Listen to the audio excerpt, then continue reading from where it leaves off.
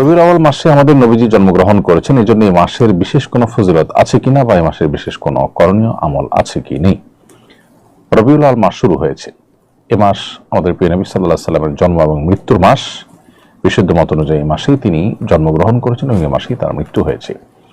তো সেই কারণে এই মাসটি বিশেষ তাৎপর্যপূর্ণ, সেটি বলবার অপেক্ষা রাখে না যে যে মাসে নবী সাল্লাল্লাহু আলাইহি সাল্লামের জন্ম এবং মৃত্যু হয়েছে সে মাসটি যে বিশেষ তাৎপর্য রাখে সেটি খুবই স্বাভাবিক, যে এটি গুরুত্বপূর্ণ মাস। কিন্তু এর বিশেষ কোনো ফজিলত, পৃথক অন্য মাসের থেকে এর আলাদা কোনো মর্যাদা এবং এই মাস উপলক্ষে বিশেষ কোনো করণীয় আমলের কথা কোরআন অথবা সুন্নাহ আমাদেরকে কোনোভাবেই নির্দেশ করেনি।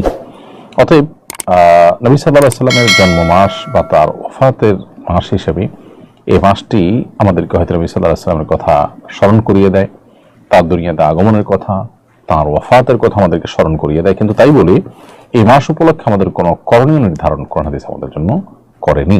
সেই জায়গা থেকে আমাদের এই মাসকে কেন্দ্র করে নিজেরা কোনো আমল বাড়িয়ে নিলে সেটি বরং বেদাতে পর্যবসিত হতে পারে, সেদিকটা আমাদের খেয়াল রাখতে হবে।